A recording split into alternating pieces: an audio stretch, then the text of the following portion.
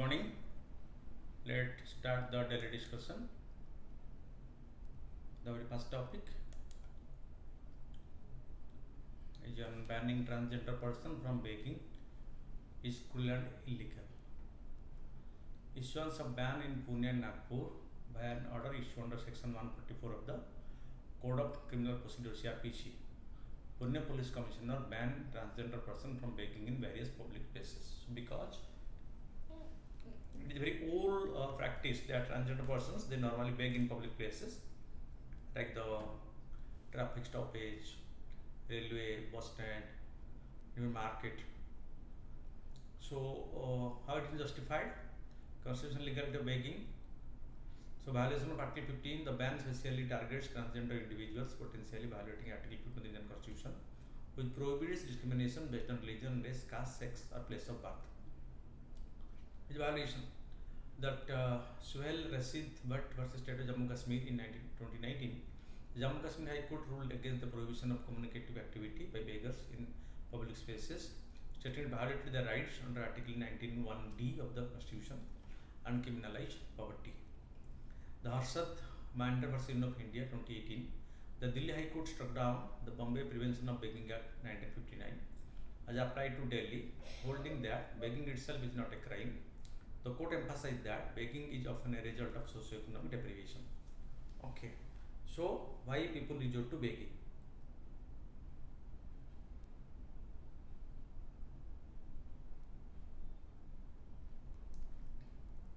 Because deprivation at times lead them to begging.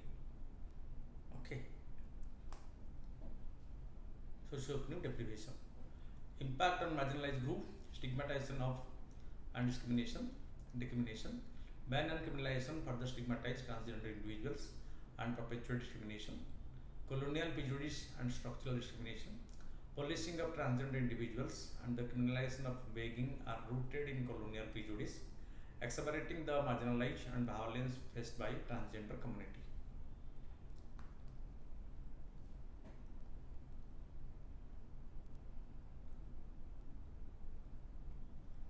Socio-economic right.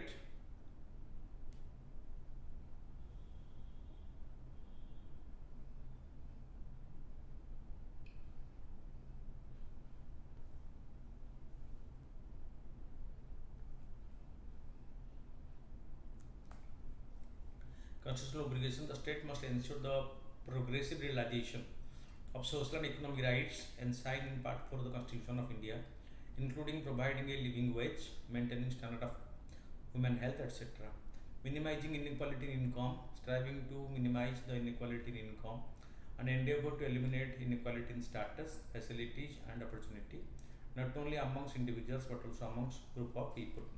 Need for emancipation scheme, scholarships, reservations, and other welfare initiatives are essential to address the socio-economic vulnerabilities faced by transgender individuals and other marginalized groups.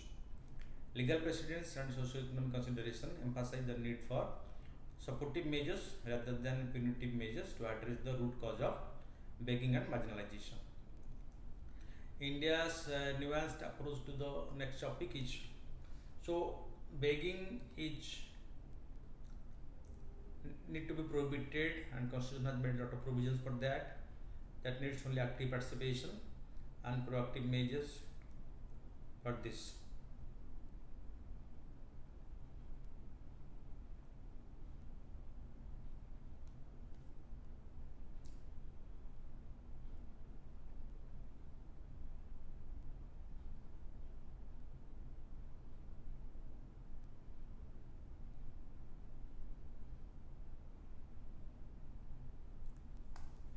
Okay, next topic is a topic on international relation. India's nuanced approach in the South China Sea. India's National Affairs Minister articulated in a joint statement during his visit to Manila India's full support for the Philippines in upholding its national sovereignty.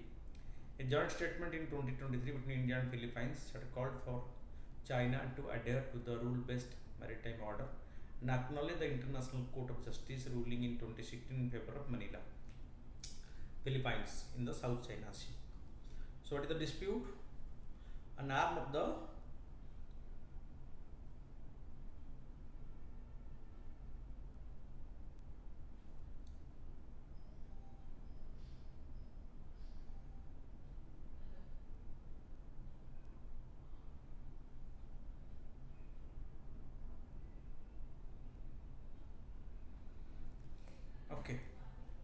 So India's External Affairs Minister accorded the joint statement during his visit to Manila. India's full support for the Philippines in upholding the national sovereignty. A joint statement in 2023 between India and Philippines has called for China to adhere to its rule-based maritime order and acknowledge the International Court of Justice ruling in 2016 in favor of Manila. But the issue, an arm of the Western Pacific Ocean that borders the South Asian mainland is the South China Sea. It is an arm of the Western Pacific Ocean, bordered by Brunei, Cambodia, China, Indonesia, Malaysia, Philippines, Singapore, Taiwan, Thailand, and Vietnam. It is connected by the Taiwan Strait to the East China Sea and by the Luzon Strait with the Philippine Sea, both marginal sea of the Pacific Ocean. It comprises three archipelago, namely the Sparkle Island, the Paracel Island, the Patas Island, and the McField's Bank and the Strasbourg Shola. China's 9-dash line defines area claimed by China by far the largest portion of the sea. The Scarborough Scala, claimed both by Philippines and China, known as the Huang Island in China. The Sparkle, occupied by claimant with consent of Taiwan, Vietnam, Philippines, China, and Malaysia. The Paracel Island, subject to overlapping claim by China, Vietnam, and Taiwan. Island China Strategy, a geographical security concept crafted by United States in 1940 to deter China and the Soviet Union's maritime ambitions. A policy evolution in India. India's engagement in the region was initially primarily economic, driven by low-cost policy, which aimed to. So initially, India launched the low-cost policy.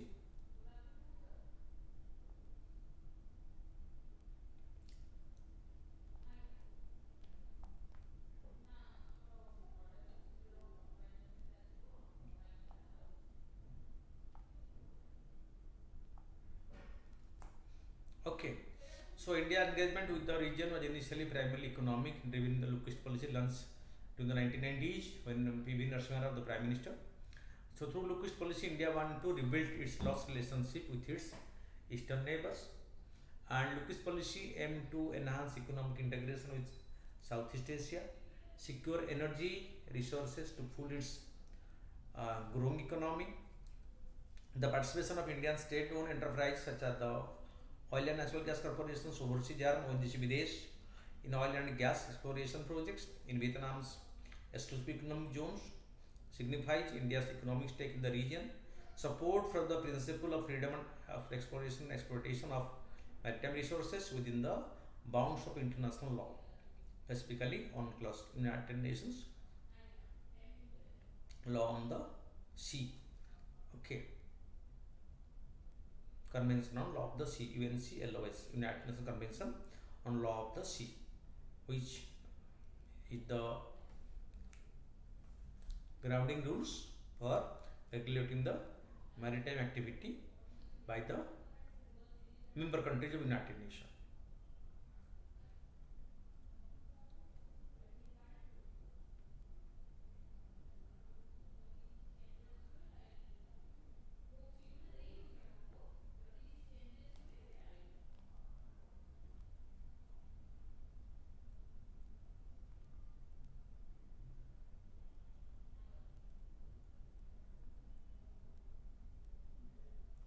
Okay.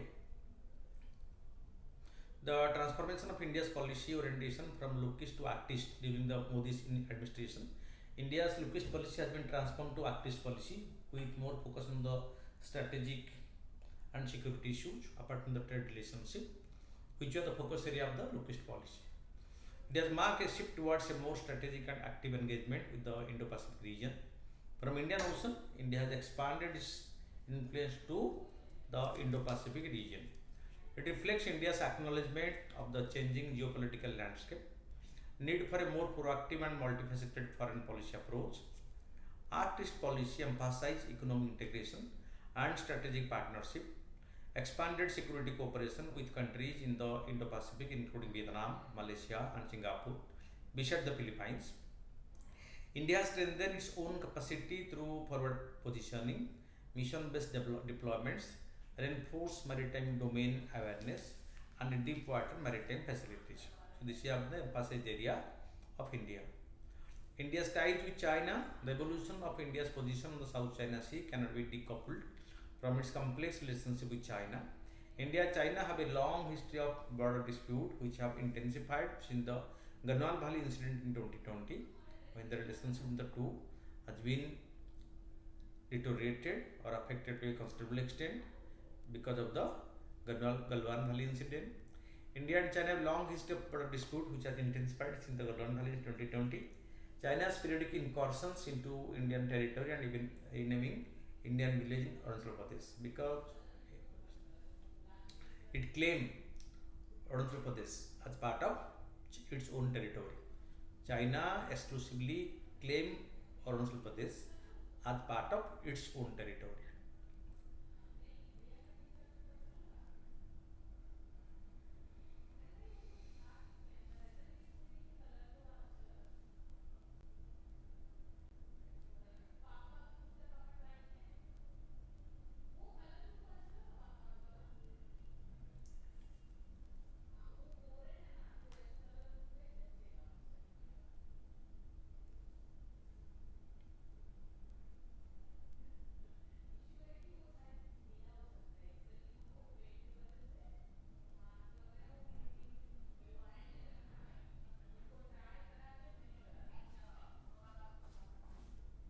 Okay. So development between India and Philippines.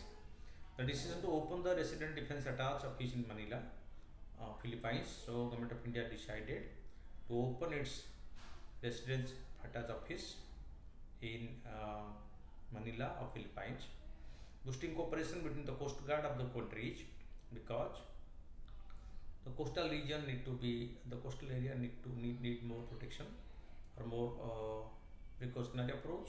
So the coast guard of both the countries will cooperate each other in this domain.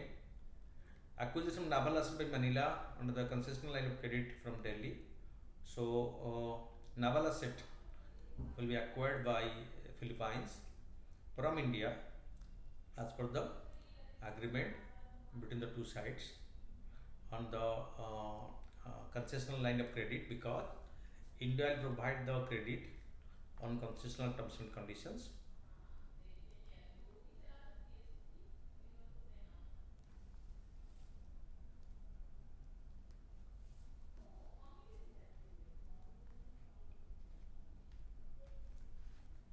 Expansion training and joint exercise on maritime security and disaster response. Both the countries are cooperating on joint exercise on maritime security, and both being prone to disaster. So both also do joint exercise on disaster response, how they can respond to disaster in a coordinated manner.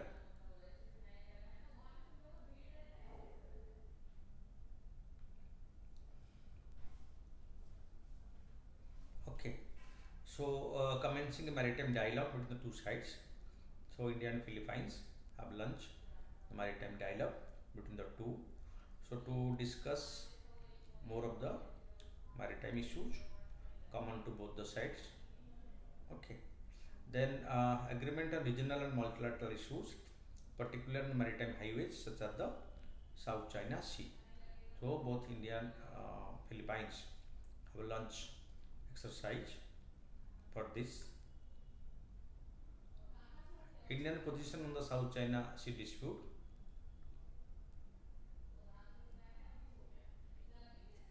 It adhered to international law, including the United Nations Convention Law of the Sea on UNCLOS, which is the common law for all. All the UN members are treaty bound to be abided by this law.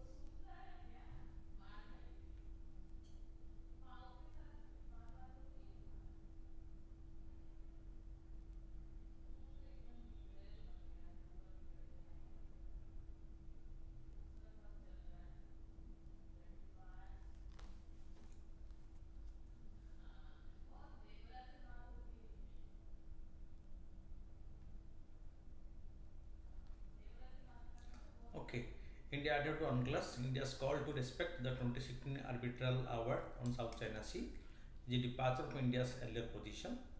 From noted to adherence to the 2016 arbitral award is a candid recognition of its legitimacy to Philippines.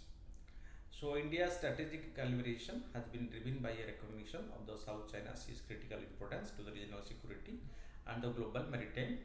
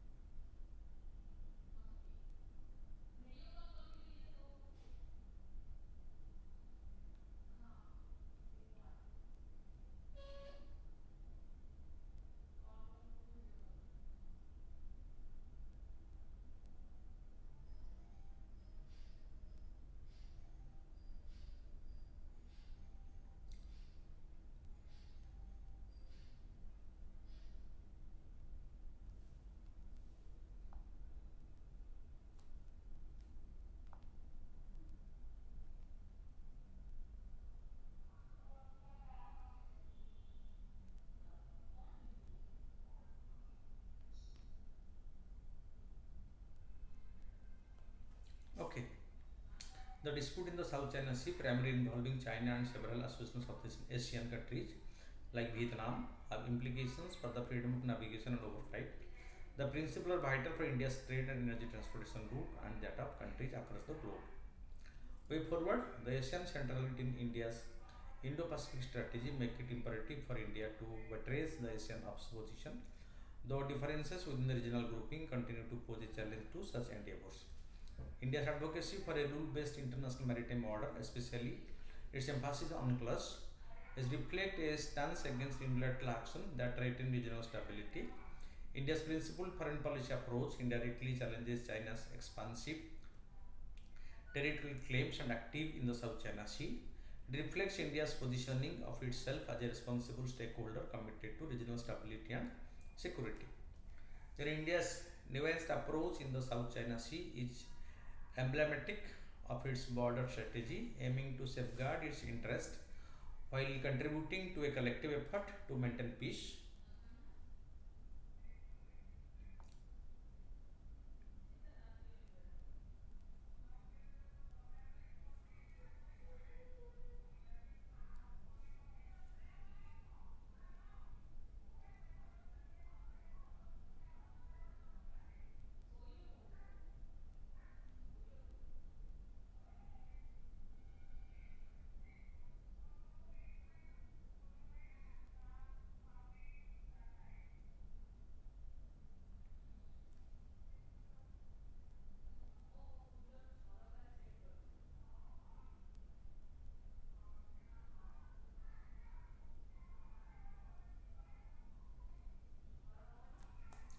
Okay. The next is National Consumer Dispute Redressal Commission. The Supreme Court has issued notice to two members of the National Consumer Dispute Redressal Consumer Forum, seeking an explanation from them for issuing non-bailable warrant, including a previous interim order of the Supreme Court. So, in spite of the interim order of the Supreme Court, how they issue the non-bailable warrants. The National Consumer Dispute Redressal Commission is a quasi-judicial commission which was set up in 1988 under the Consumer Protection Act 1986. Head office in New Delhi. The commission headed by a sitting or a retired judge of the Honorable Supreme Court of India or a sitting or retired Chief Justice of the Honorable High Court.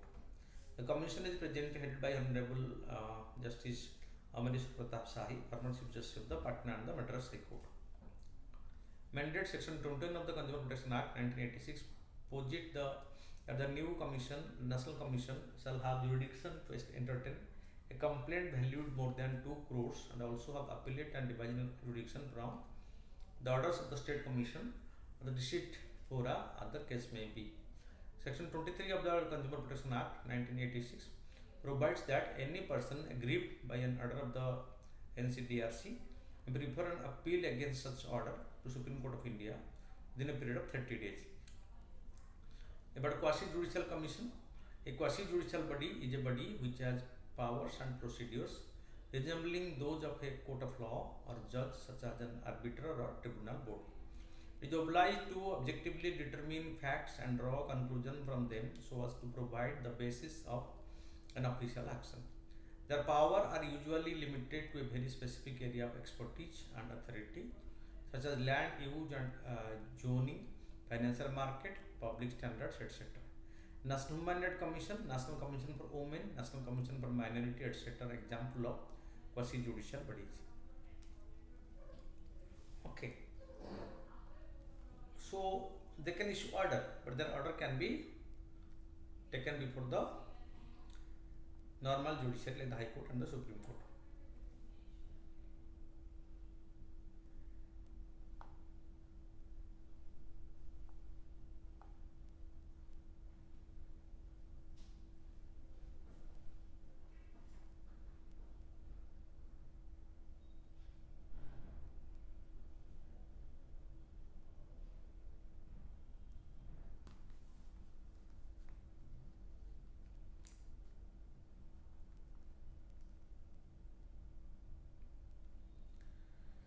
Then is Traquans.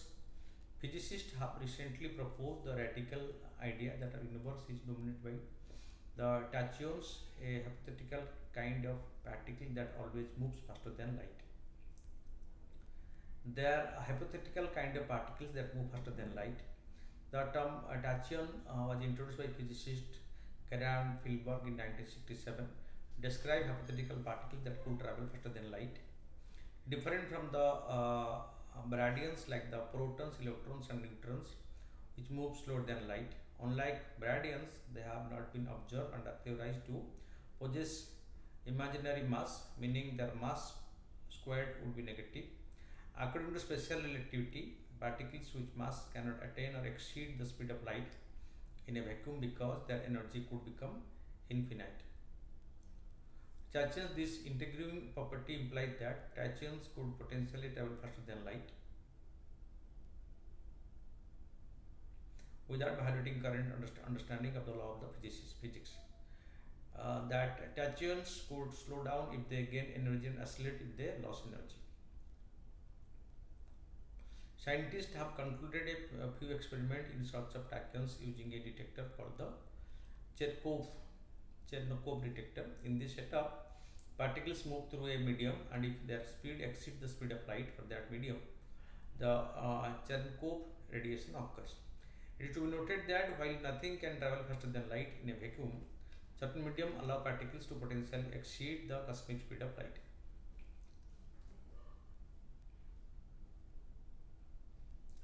The next topic is a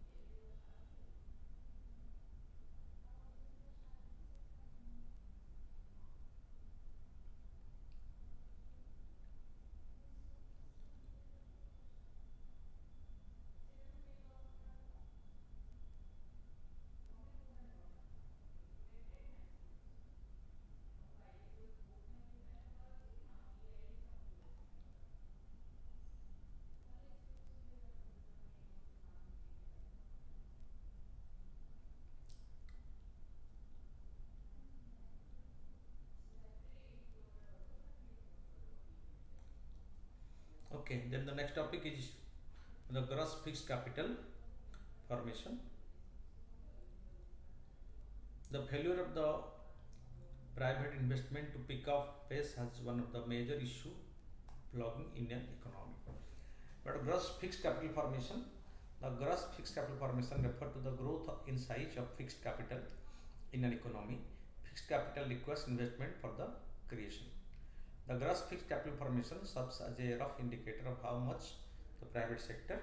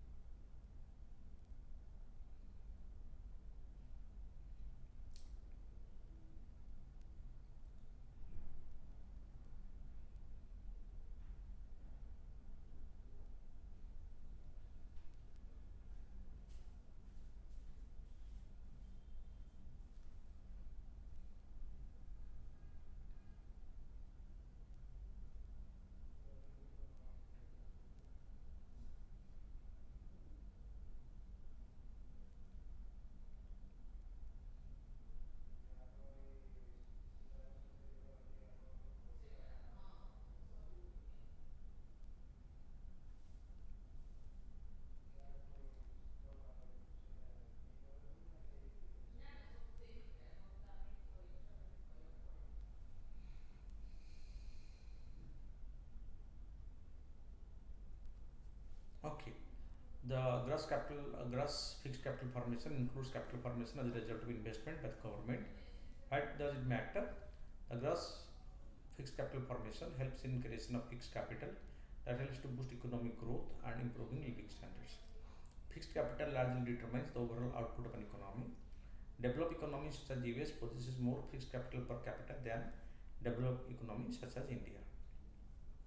But the trends in private investment in India, private investment began to pick up significantly mostly after the economic reforms of the late 1980s and the early 1990s that improved private sector confidence.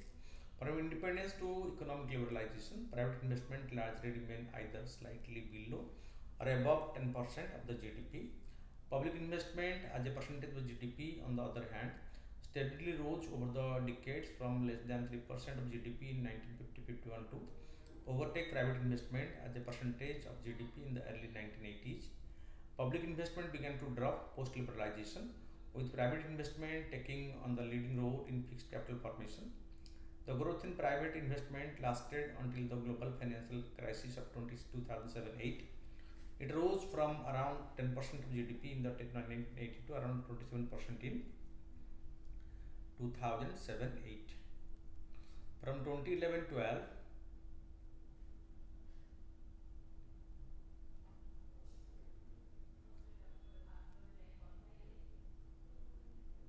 onward, however, private investment began to drop and hit a low of 9.6% of GDP in 2021. Okay. Then the next topic is the randomized control trials technique that transform the TB care. Clinical trials performed using the randomization technique have been instrumental in shaping modern medicines. How randomization technique transformed TB care in the country? Tuberculosis being a major killer in India, and government activity has been able to bring it under control. How it was possible? So, clinical trial performed using the randomization technique have been instrumental in shaping modern medicine. So, how randomization technique transformed the TB care in the country?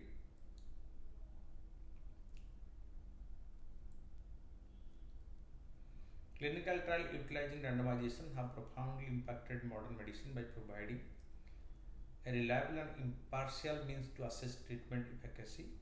These trials are foundational to various medical advances such as understanding aspirin's preventive role against heart attack, crafting antiretroviral therapies for HIV, employing cognitive behavioral therapy for mental disorder, and developing the latest COVID-19 vaccine.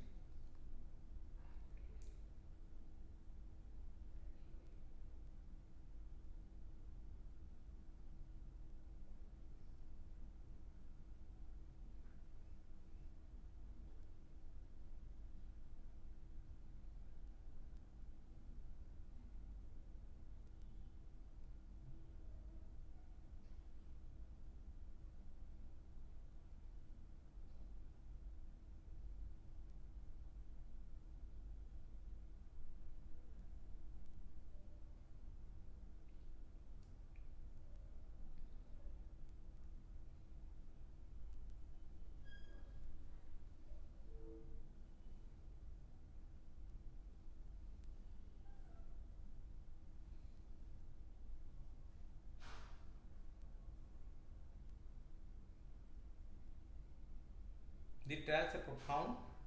Okay, randomized control trials were used to test streptomycin, marking it as the first effective antibiotic treatment against tuberculosis. Sir Austin Bradford Hill is credited with this work.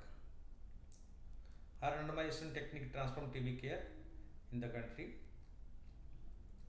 This transition changed TB management from a specialized surgical concern to a broadly accessible primary care matter. Beyond tuberculosis, Hill's legacy continues with the Bradford Hill criteria, which are fundamental in modern epidemiology.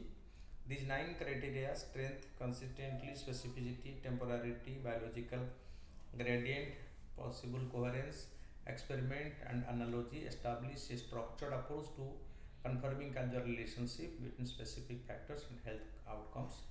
This framework has been instrumental in identifying alcohol as a risk factor for cardiovascular disease and linking sugar sweetened beverages with the obesity.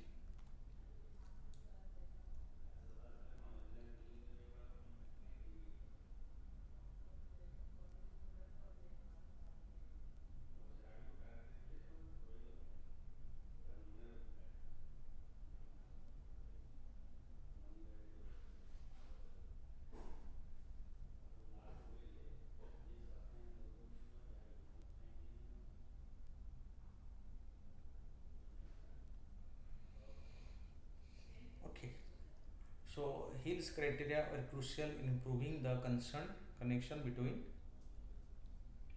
smoking and lung cancer, countering the misinformation spread by the tobacco companies.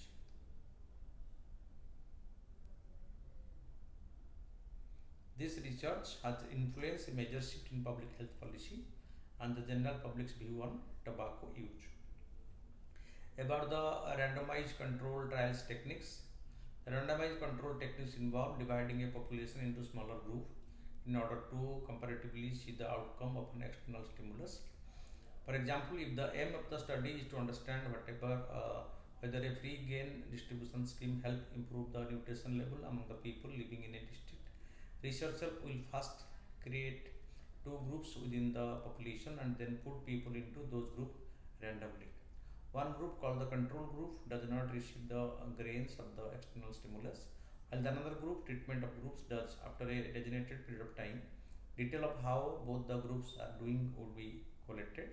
In this way, the goal is to understand what the overall impact is of introducing something new could be.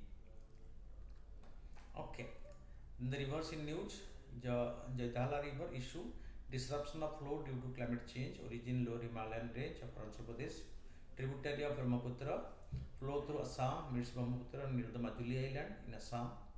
Characteristics: Flossie River prone to sudden flood with high sweeping load and debris, frequent change course during the flash flood. The Noyar River, the pollution and choking by the plastic and sewage. The origin is the Vellagiri Hills, South Kailash in Tamil Nadu.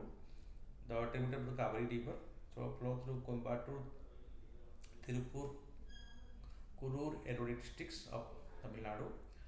The central government provides financial assistance from the National River Conservation Fund managed by the Ministry of Jal Shakti. Then come to the question answer writing. Should live-in relationship be regulated by the state? And if so, what extent? Examine and give your opinion in the light of recent bill passed by the Uttarakhand Assembly. The debate around the regulation of the live-in relationship by the state has gained new dimension with the introduction of the Uttarakhand Uniform Civil Code Bill 2024. This legislative move seeks to formalize live-in relationship, bringing them under a legal framework, a first in India. The bill's provisions touch upon various aspects of the live-in relationship, sparking discussions on privacy, autonomy, and the role of state regulation in personal relationship. Legal framework and provisions. The Uttarakhand UCC Bill 2024 mandates the residence of live-in relationship, introducing a legal recognition previously absent. Okay, the Uniform Civil Code. Because Uttarakhand was the first state to implement the Uniform Civil Code, and this bill recognizes this.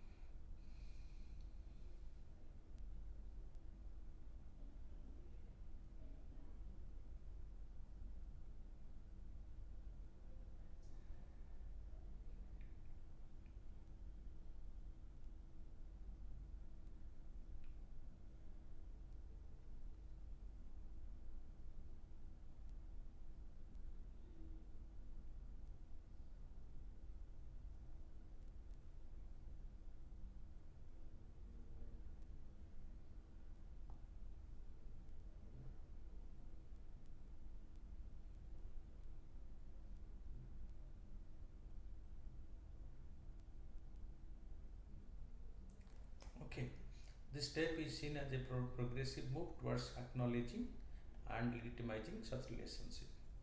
Controversy and concern. Parental intimation requirement. A significant controversy arises from the bill's requirement for the registrar to inform the parents of the partner under the age of 21. Critics argue these provisions infringe on the rights of the privacy and autonomy, challenging the notion of adult consent and the legal age of adulthood in India. Penalty for non-registration. The bill also proposes penalty for couple who fail to register their live-in relationship, including potential imprisonment and fines. This punitive approach has raised concern about criminalizing personal choices and state intrusion into private lives. Implications and debates. The regulation of live-in relationship through the Uttarakhand UCC bill brings to the forefront debate on individual freedom versus the need for legal recognition and protection. While the legal framework aims to provide benefit and rights similar to those enjoyed by the married couples, it also poses questions about the limit of state intervention in personal relationship.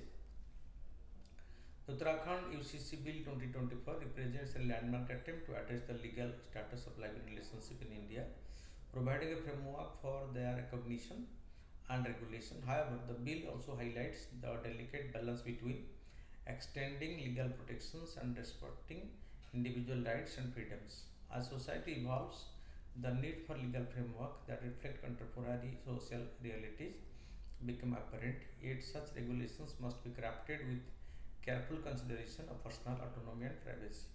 The ongoing discourse surrounding the Uttarakhand UCC bill serve as a critical examination of how state policy intersect with personal lives, urging a thoughtful approach to legislating on matters of personal relationship. Then come to the MCQs. In India, Legal Services Authority provides free legal service to which of the following citizens: persons with annual income less than 1 lakh, transgender with an annual income less than 2 lakhs, member of other backward classes with an annual income of less than 3 lakh, all senior citizens. So it is 1 and 2. A is the right answer. Consider the following statement about the Jaldhara river. It is a tributary of the Brahmaputra river. That is right. It originates from the hills of Arunachal Pradesh. So both are correct here. The Noyal river is a tributary of river Kaveri. C. Which one of the following is the primary purpose of randomized control trial? It's in news. It is to evaluate the efficacy and safety of the treatment or intervention. So B is the right answer. Consider the following statement. Look East policy prioritizes relations with Asian nations, while Act East policy includes a wider range of East Asian countries. Right? The South China Sea is crucial for regional security and global maritime order. Right? India promotes a rule-based international maritime order with the particular emphasis on the United Nations Convention on the Law of the Sea UNCLOS. Here 1, 2, 3 are correct. That means answer is D is the right answer. Then consider the following statement. According to the international criminal law, targeted killing refer to purposefully and systematically assassinating people seen as enemies by a country. Wrong. Article 15 of the UN Charter provides for right of individual or collective self-defense if an armed attack occurs against a member of the United Nations. Here only 2 is correct. Consider the following statement with respect to the gross fixed capital formation. It is a component of the GDP that shows how much new value added in an economy is invested rather than consumed.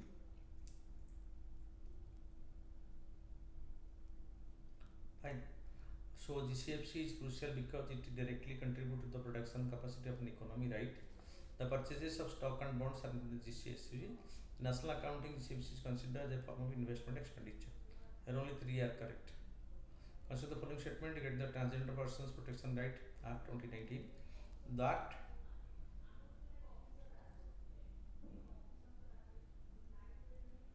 does not penalize transgender for begging, forced labor, etc. Wrong. That does differentiate between transgender, transsexuals, intersex persons and genderqueer. Right. Getting transgender certificate and identity card as per their self-received identity is an attempt important provision of the Transgender Persons Protection Act. So 3 is the right answer. 1 and 2 are incorrect. Only one is correct. No. All the three are incorrect. So none is correct. Sorry. Yes, 3 is correct. Only 1 is correct. 1 and 2 are incorrect. With reference to the Nirbhaya cruise missile, consider the following statement. Nirbhaya is a short-range supersonic cruise missile. That is wrong. The operational range of Nirbhaya missile is about 290 km. Wrong. Joint initiative between India and Israel. All the three are wrong. None is correct. D answer.